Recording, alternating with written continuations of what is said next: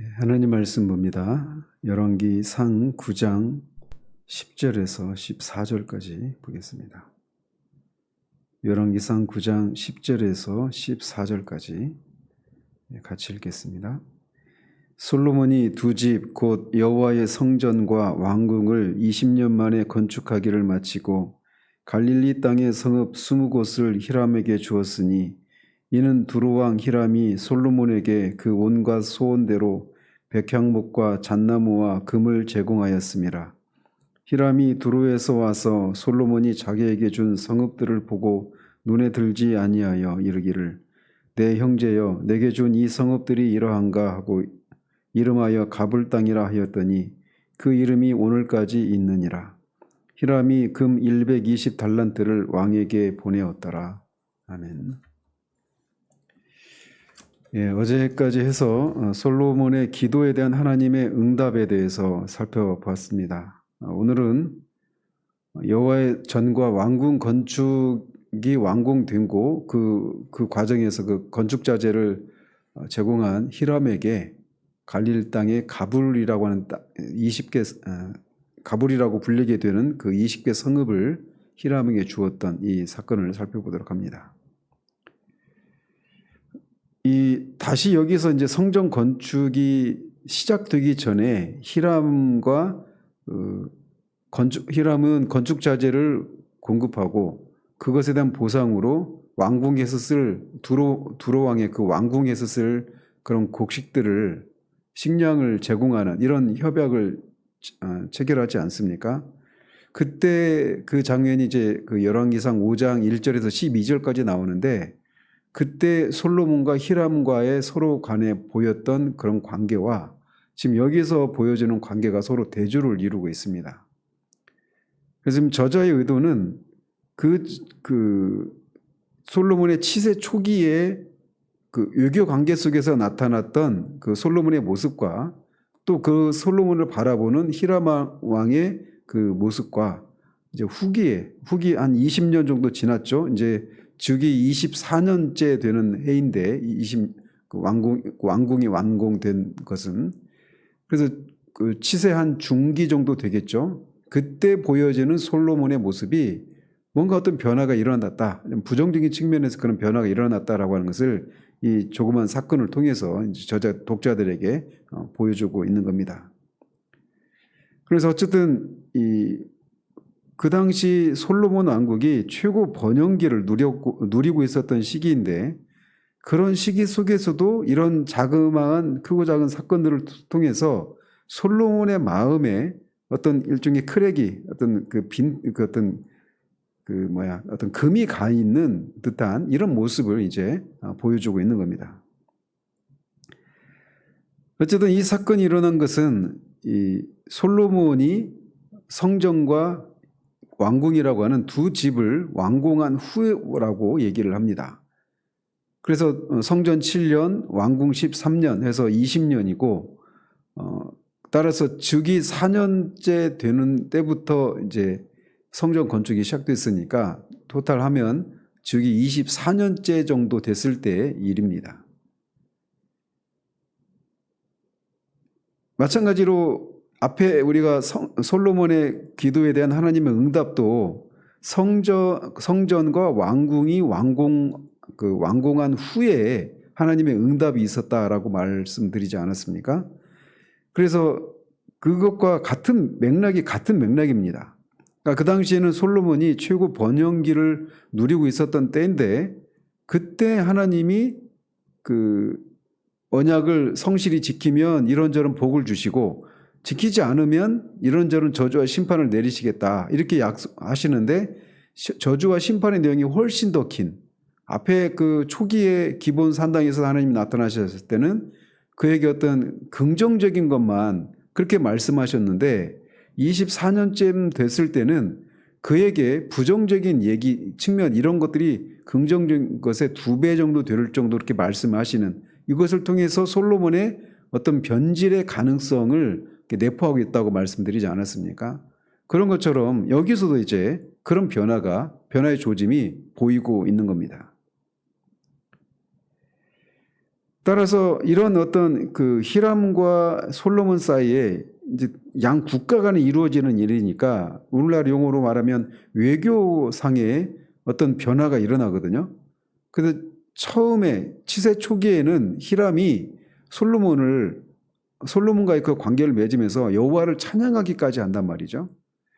그런데 이제 여기서는 이제 정반대 그런 불평등과 불공정한 불만족을 표하는 그런 모습들을 보이면서 사람들 사이에서 이렇게 솔로몬의 그런 변질이 있는 것이 이제 하나님과의 관계 속에서도 변질이 있을 수 있다라고 하는 이런 가능성을 이 사건을 통해서 독자들에게 보여주고 있는 겁니다. 어쨌든 솔로몬은 두루왕 히람에게 갈릴리 땅의 성읍 20곳을 줍니다. 이 갈릴리는 이스라엘의 북방, 그 두로와 경계를 하고 있는 이스라엘의 북쪽에 있는 그런 지역으로 납달리 지파에게 할당되었던 그런 땅입니다. 그런데 이 솔로몬 이 갈릴리라고 하는 이 경계가 명확해진 게 이 지역이 로마의 식민지가 되었을 때에서야 이 지역이 경계가 분명해졌다고 합니다. 그래서 이 당시 솔로몬 당시에는 이 지역이 뭐 이스라엘 사람도 살고 있고 다른 민족도 다른 문화에 섞여 있는 그런 지역이었다고 합니다. 이게 불분명했었죠. 이런 상황에서. 그래서 이사야서나 마태복음 이 당시 보면 이방의 갈릴리라고 그렇게 불렸어요. 이게 납달리 지파에게 할당된 땅이었음에도 불구하고 여러 민족이 혼재되어서 막 이렇게 왔다 갔다 하면서 경계가 불분명한 채 살고 있었기 때문에 그렇게 불렸던 것이죠. 아무튼 솔로몬 당시에는 이 갈릴 지역이 두로왕 히람이 있는 그 두로라고 하는 나라와 국경을 이루고 있었습니다. 그런데 솔로몬이 이 지역의 성읍 20을 히람에게 주는 것을 통해서 양국 간의 어떤 국경선의 변화가 생겼던 것입니다.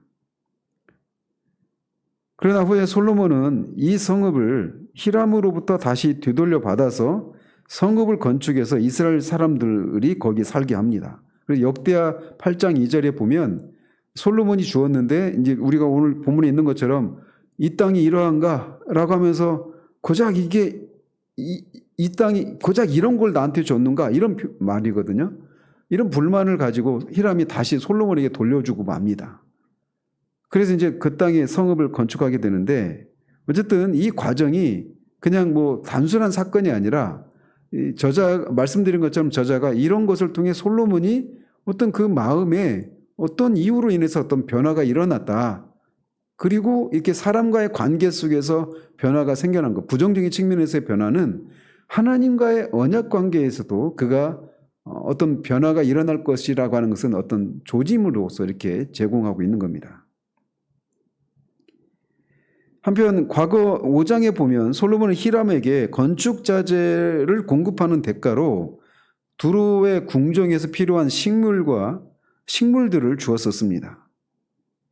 근데 이제는 건축 자재를 제공한 대가로 히람에게 성읍 20을 주고 있어요. 그 이유에 대해서 저자는 침묵을 하고 있습니다.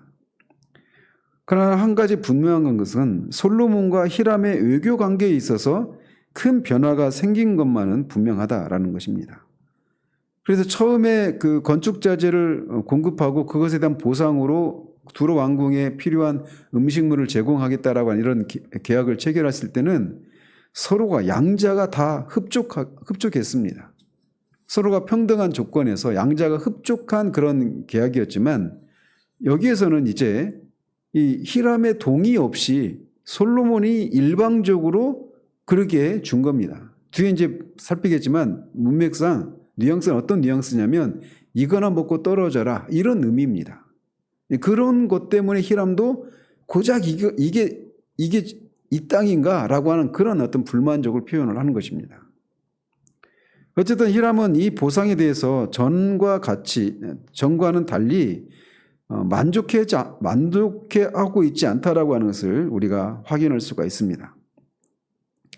이처럼 이 열왕기 저자는 솔로몬 왕국이 두로왕 히람으로부터 많은 도움을 받았지만 솔로몬이 히람의 이런 불만을 야기시켰다라고 하는 점에서 솔로몬이 이 행위가 공정치 못하다라고 하는 것을 부각시키고 있는 겁니다. 그리고 솔로몬이 이 하나님이 주신 땅을 건축자재를 공급한 것에 대한 보상으로 이방인에게 넘겨준 것은 명백하게 율법을 어기는 것입니다. 레위기 25장 23절에 토지를 영구히 팔지 말 것은 토지는 다 내 것임이니라 라고 말씀하셨습니다. 그래서 이스라엘 백성들은 토지에 그냥 살다가 지나가는 나그네 같은 그런 개념으로 토지를 바라봤어요. 마치 영원히 그것이 내가 거기 살 것처럼 그렇게 내 땅이라고 하는 이런 생각을 가지지 못하도록 하셨단 말이죠.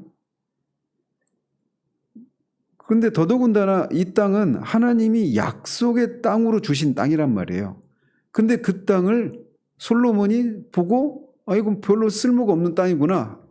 이거나 먹고 떨어져라. 이런 식으로 이방왕 두로에게 그 하나님의 약속 땅을 넘겼단 말이죠. 하나님이 주신 선물을 가치가 없는 것이다. 이렇게 판단하는 겁니다. 솔로몬이.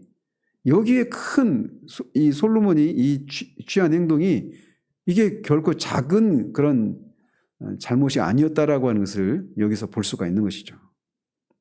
이렇게 하나님이 주신 약속의 땅을 거래의 대상으로 여겨서 이방인에게 양도해버린 이런 솔로몬의 비신앙적인 이 처사는 그 후에 그가 하나님과의 언약에도 소홀히 할 것을 암시하는 부정적인 그런 요소인 것은 분명합니다.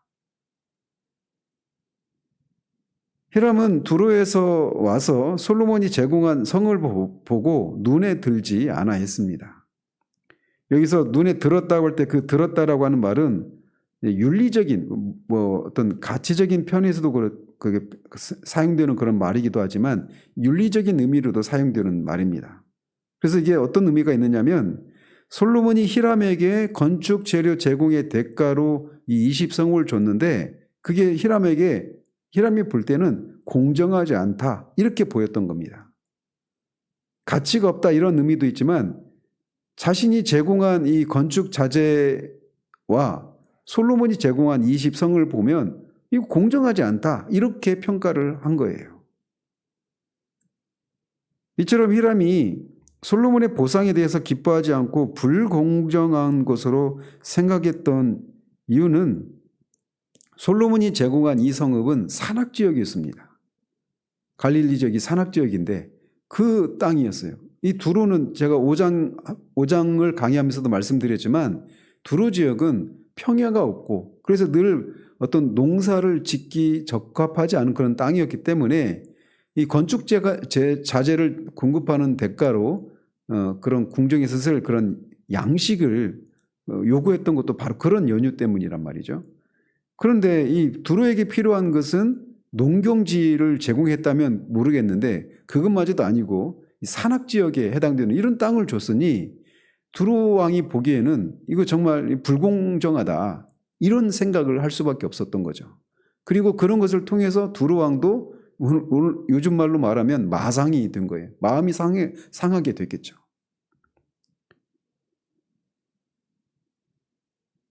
어쨌든 이 본문에 언급된 이런 히람의 이런 반응은 솔로몬과의 첫 교역 당시 솔로몬에게 보였던 히람의 반응과 대조를 이루고 있습니다. 솔로몬과의 그런 협상을 맺을 때, 처음에 협상을 맺을 때 히람이 굉장히 기뻐했습니다. 성전을 건축하는 것을 막 자기 일처럼 생각하고 하나님께서 다윗을 이어서 이렇게 지혜로운 아들을 주신 것에 대해서 하나님을 찬양하기까지 했단 말이죠. 즉 히람이 솔로몬을 그렇게 기뻐하고 좋아하고 이런 마음이었는데 이제 뒤에 여기서 보이는 모습은 솔로몬의 보상에 대해서 불평등과 불만족을 표현하고 있는 겁니다. 결론적으로 뒤에서도 말씀드리겠지만 사람을 향한 태도는 궁극적으로는 그 사람이 하나님과의 관계를 반영하는 겁니다. 하나님과의 관계 속에서 그가 어떤 생각을 가지고 있는가가 사람들과의 관계 속에서 고스란히 드러나게 되어 있어요. 지금 솔로몬은 그런 면에서 분명하게 그 신앙 전선에 이상이 생겼다라고 하는 것을 여기서 보여주고 있는 겁니다. 두로왕 히람은 솔로몬을 내 형제여라고 부르면서 자신의 불만을 토로합니다. 요즘 헤이 브로 막 이렇게 부르잖아요. 그런 것처럼 이 근동 지역에서는 왕들끼리, 친한 왕들끼리 이렇게 이런 호칭을 사용해서 불렀다고 합니다. 그런데 여기서 내 형제여라고 부를 때는 두로 왕의 서운한 감정이 녹아있는 그런 호칭이다라고도 할 수가 있습니다. 형제같이 여겼는데 겨우 이렇게 나를 대접하는가, 이런 뉘앙스가 담겨 있는 것이죠. 그런 이 성읍들이 이러한가, 이렇게 솔로몬에게 말을 합니다. 즉 이것은 당신이 내게 준 땅이 고작 이건가, 이런 어떤 불만을 표하고 있는 겁니다. 그래서 이런 불만으로 인해서 역대하 8장 2절에 보면 곧장 이 두로 왕이 이 성읍을 솔로몬에게 그냥 바로 반환해 버리는 것으로 그렇게 나타납니다. 그래서 그 땅 이름을 이 두로 왕은 가불이라고 부릅니다. 그러니까 원어의 발음은 카불입니다. 카불. 그 아프가니스탄 보면 카불 있죠. 옛날에 그 선교사 그 어떤 한국 선교 단체가 이렇게 피랍됐던 그 카불이라고 하는 이름으로 불렸는데, 이게 이제 이 페니키아, 두로가 페니키아의 그 성읍이지 않습니까? 그래서 이 고대 페니키아의 이 언어인데 이게 아무것도 아닌 또는 무가치한 이런 뜻이 있습니다. 그러니까 두로 왕이 얼마나 섭섭했으면 그 땅을 받고 이거 아무것도 아니네, 뭐 아무 가치도 없는 땅이네, 이런 의미의 카불이라고 하는 이름으로 불렀단 말이죠. 어쨌든 히람은 이런 명칭을 통해서, 이런 호칭을 통해서 솔로몬이 제공한 이 땅이 아무 가치도 없고, 그리고 궁극적으로는 자신을 그렇게 대하는 솔로몬에 대한 불만족을 그렇게 표현하고 있는 것입니다. 이런 점에서 볼 때 솔로몬은 하나님이 주신 땅을 쓸모없는 땅으로 여겨서 히람에게 양도한 것으로 보입니다. 이방왕 두로가 보기에도 아무것도 아니고 가치도 없는 그런 땅으로 보였는데 솔로몬도 그렇게 보였겠죠. 그래서 그 땅을 그냥 일종의 먹고 떨어져라, 이런 식으로 한 겁니다. 근데 그 생각의 배후에는 하나님이 주신 선물이고 약속의 땅인데 그것을 인간적인 판단으로 쓸모없는 땅, 이렇게 판단하고 하나님이 주신 선물을 아무것도 아닌 것처럼 그냥 다른 사람한테 넘기는 겁니다. 인간적인 관계 속에서도 그렇잖아요. 우리가 누군가로부터 어떤 선물을 받았는데 딱 보고 뭐 이런 걸 선물했어 라고 하면 그런 선물을 받고 그렇게 생각할 수 있잖아요. 그런 경우 있지 않습니까? 근데 그런 거를 받은 선물을 다른 사람한테 그냥 넘겨버리는 겁니다. 내가 볼 때 이거 별로 가치도 없고 나한테 쓸모가 없는 것이라고 보여줘서. 그래서 그 선물을 주는 사람의 그 마음을 호의를 완전히 무시하는 행위인데, 하물며 하나님을 향해서 솔로몬이 지금 그걸 하고 있는 겁니다. 그렇기 때문에 이것이, 이 배경을, 그리고 그 뒤에 있는 솔로몬의 마음을 우리가 헤아린다면 이게 결코 작은 그런 죄악이나 이런 것이 아니라고 하는 것을 우리가 알 수 있단 말이죠. 자, 그러면서 갑자기 뜬금없이 12절에서는 이렇게 솔로몬에게 서운한 마음이 있는 히람이 금 120달란트를 솔로몬에게 보냈다, 이렇게 말을 하고 있습니다. 이거는 14절에 그래서 히람이 건축자재를 공급한 보상으로 솔로몬에게 이 쓸모없는 땅을 받아서 마음이 상한 그런 상황인데, 여기서 갑자기 뜬금없이 금 120달란트를 보냈다, 이렇게 말하고 있는 것은 좀 쉽게 납득이 안 되죠. 그래서 이제 학자들이 여러 가지 견해들을 이렇게 제시를 하는데, 여기서 말하는 것은 솔로몬이 성전 건축과 이 왕궁 건축을 하는데 들어가는 비용들, 그리고 뒤에 이제 있는 또 다른 건축 사업을 굉장히 많이 하거든요. 근데 거기에 소용되는 그런 비용을 충당하기 위해서 빌린 것으로, 차용한 것으로 그렇게 해석을 합니다. 사실 그런 문맥상, 이 진행되는 그런 문맥상 그렇게 해석하는 것이 맞아 보입니다. 한편 이 금 120달란트는 어느 정도 가치가 있는 거냐면 당시 성인 노예에 18만 명의 노예를 살 수 있을 정도의 값어치가 있는 양의 금이었습니다. 그러니까 어마어마한 그런 돈을 받은 거죠.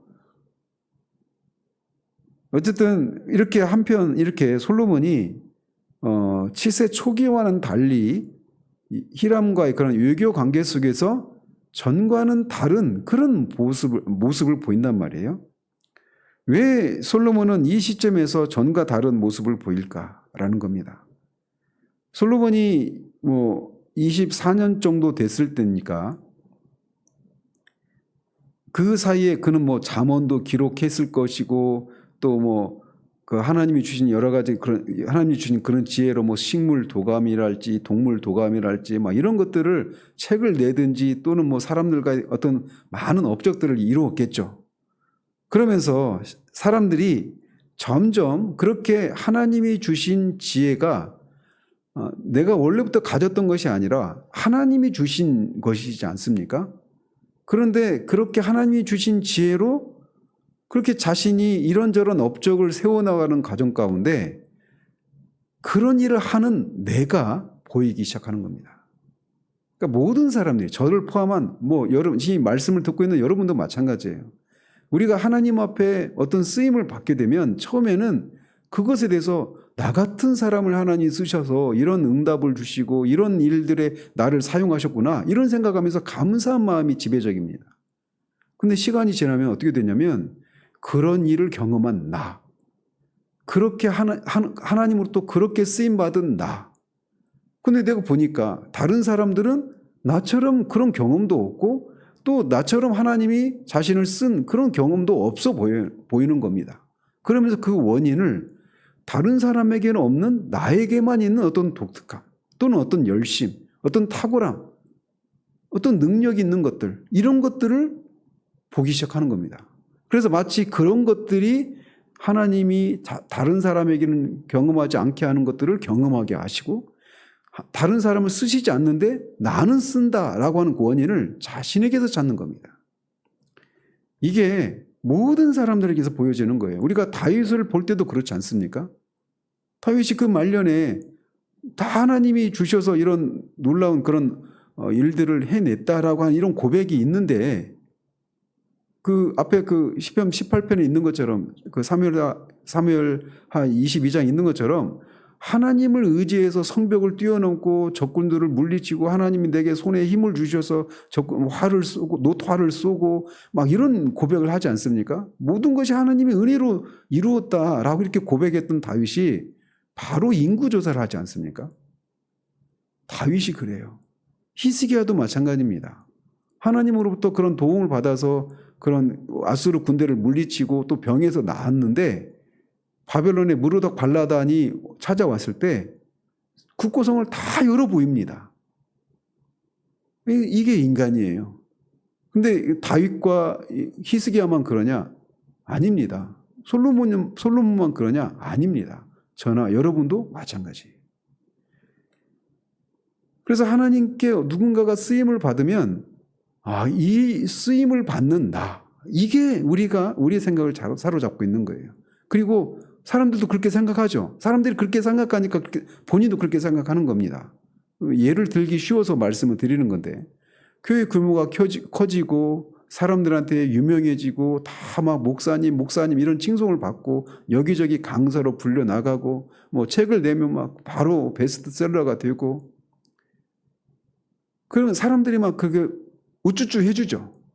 그러면은 처음에는 나 같은 사람이 어떻게 하나님 앞에 이렇게 쓰임을 받나?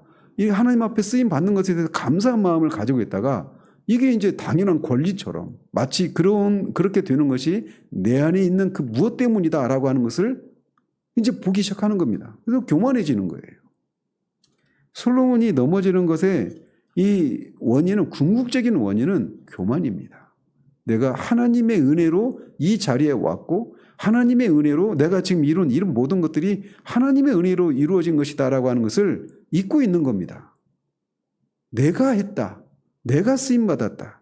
하나님이 나를 쓰실만 하니까 나를 쓰셨다. 이런 생각을 하는 겁니다. 오늘날도 사람들이 그렇지 않습니까? 큰 교회 목사님은 하나님이 그릇이 되니까 그분이 그렇게 하나님 앞 쓰일 만한 그릇이 되니까 그렇게 쓰셨지. 그리고 규모가 작은 목사는 그릇이 안 되니까 그렇지. 그래서 큰 교회 목사를 대하는 태도와 작은 교회 목사를 대하는 태도에 변화가 있지 않습니까? 그러면 작은 교회 목사인 저 안에는 그런 교만이 없냐? 있습니다. 다 있습니다. 내가 비록 이렇게 작은 교회를 하고 있지만 내가 이 정도는 아니야. 나도 이런 정도는 할 수 있어. 라고 하면서 제가 보기에 별로 뭐 뛰어나지도 않고 열정도 없고 어떤 탁월함도 보이지 않는데 더 큰 그런 목회를 하고 있을 때 마음이 불편해요. 그리고 하나님을 향해서 막 의기소침해지고 그런 마음이 든단 말이죠. 그 마음의 뿌리에는 뭐 큰 교회를 하든 작은 교회를 하든 상관하지 않고 다 그게 있는 겁니다. 내가 하나님 앞에 그래도 이 정도는 된다라고 하는 생각 말이죠. 교만은 패망의 앞잡이입니다. 솔로몬이 그것을 보기 시작하는 거예요.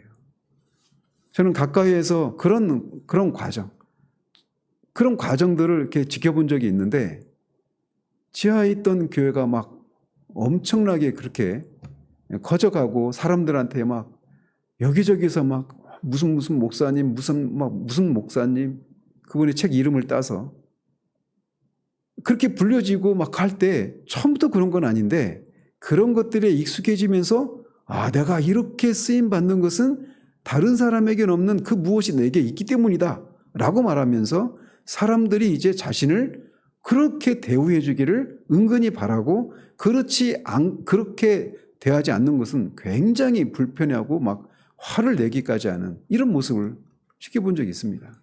굉장히 씁쓸하죠. 그런데 말씀드린 것처럼 그분만 그러냐? 아닙니다. 저도 그래요. 말씀드린 것처럼. 우리에게는 다 그게 있습니다. 그래서 그게 건드려지면 자지러지는 이런 것들이 우리 가운데 다 있단 말이에요. 어떤 선교사님이 고백하는데 그 얘기 듣고 막 저도 안에서 막 분노가 일어난 적이 있어요.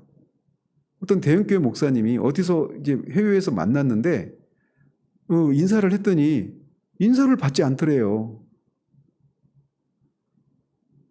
얼마나 그분이 상처가 되겠습니까? 그분은 이제 그 대형교회 목사님은 너무나 유명한 분이니까 반가운 마음에 인사를 했는데 그냥 막 소 닭 쳐다보듯이 그렇게 쳐다보더라는 거예요. 목이 뻣뻣해진 거죠. 하나님이 이렇게 큰 교회의 목사로 나를 쓰셨다. 한국교회에서 이렇게 중요한 위치에 나를 앉히셨다. 그것은 다른 사람에게 없는 무엇이 나한테 있다. 이 생각이죠. 교만함이죠. 우리가 우리 된 것이 하나님의 은혜로 되었다라고 하는 것을 잊는 순간 누구라도 넘어집니다. 그래서 우리가 깨어 있어야 돼요. 그래서 하나님께 쓰임을 받고 있기 때문에 이렇게 쓰임 받고 있기 때문에 이제 다른 사람은 못해도 나는 할 수 있다. 이 생각이 들어오는 겁니다. 그래서 하나님의 약속의 땅을 이방인에게 넘겨주는 이거 있을 수 없는 일을 하는 겁니다. 그런 것처럼 우리 마음에 교만함이 있을 때 내가 하나님 앞에 그래도 이 정도는 되는 사람인데 라고 하는 생각을 가지고 있을 때 그런 생각을 가지기 전에는 감히 생각도 못했던 죄를 뭐 이 정도는 내가 할 수 있지 라고 하면서 그렇게 하는 겁니다. 그러니까 하나님 앞에서 자신과의 관계가 어떠한 것이 이렇게 히람이라고 하는 사람을 통해서 나타나는 거예요. 그래서 사람을 대하는 태도는 하나님과의 관계 속에서 그가 어떤 생각을 가지고 있는가를 보여주고 있는 겁니다. 이런 모습이 이게 하나씩 나타나기 시작하면서 나중에는 이제 급기야는 이방신을 섬기는 대로 넘어가고 맙니다. 이 아침에 이 솔로몬의 이 모습을 보면서 우리 자신을 볼 수 있기를 바라요. 우상 숭배를 하는 것과 이 가불 땅을 히람에게 넘겨주는 것은 이 죄악의 크기를 가지고 보면 큰 차이가 나죠. 그러나 이 큰 죄를 빠지기 전에 그 시작은 아주 작은 것으로부터 시작한다는 사실입니다. 그래서 우리 마음을 우리가 하나님 앞에 정말 처음도 은혜요, 그 모든 과정도 은혜요, 모든 것을 이룬 후에도 은혜로 이루어졌다라고 하는 이 사실을 우리가 잊지 않기를 바랍니다. 수시로 우리가 은혜로 내가 나된 것이 은혜로 되었음을 잊지 않는 그런 우리들 되어지기를 우리 주님 이름으로 축원드립니다. 기도하겠습니다. 하나님 아버지, 솔로몬이 두루왕 히람에게 그가 보기에 쓸모없는 땅, 가치 없는 땅이라고 보여졌던 그 땅을, 하나님의 약속의 땅을 그렇게 아무렇지도 않은 것처럼 그렇게 넘겨주는 이 장면을 살펴보았습니다.